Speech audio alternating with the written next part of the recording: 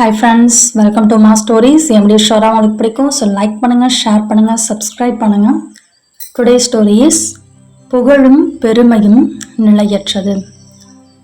ஒரு சரக்கு கப்பலில் ஒரு காகம் பயணம் பண்ணிக்கிட்டு இருக்கு. அந்த சரக்கு கப்பல் ஒரு புது நாடுக்கு போயிட்டுருக்கு. ஸோ அந்த புது நாட்டுக்கு இந்த காகமும் பறந்து போகுது. அங்கே உள்ள மக்கள்லாம் இது வரைக்கும் பறவையே பார்த்தது கிடையாது. ஸோ அவங்க ஃபர்ஸ்ட் டைம் அந்த காகத்தை பார்க்குறாங்க. பார்த்து வியக்கிறாங்க. வாவ், இது பார்க்குறதுக்கு ரொம்ப அழகாக இருக்கே, என்ன ஒரு கம்பீரம், என்ன ஒரு அழகு, என்னோட வாய்ஸ் எவ்வளோ இனிமையாக இருக்குது அப்படின்னு சொல்லிட்டு இந்த காகத்தை பார்த்து வியக்கிறாங்க. ரொம்ப அபூர்வமான பறவையாக இருக்கே அப்படின்னு சொல்லிட்டு இந்த காகத்தை தலைமையில் தூக்கி வச்சு கொண்டாடுறாங்க.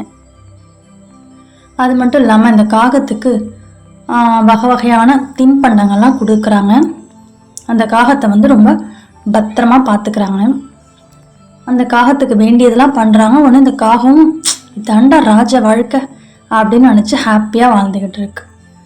பல நாட்கள் இது மாதிரி போயிட்டுருக்கு. அப்போ அந்த ஊருக்கு ஒரு மயில் வருது. அந்த மயிலை பார்த்துட்டு உடனே மக்கள் எல்லாம் அந்த மயிலை தூக்கி வச்சு கொண்டாட ஆரம்பிச்சிடுறாங்க.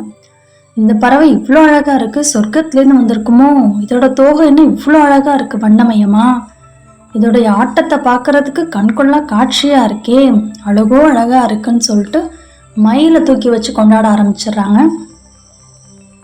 காகத்தை மறந்து போயிடுறாங்க.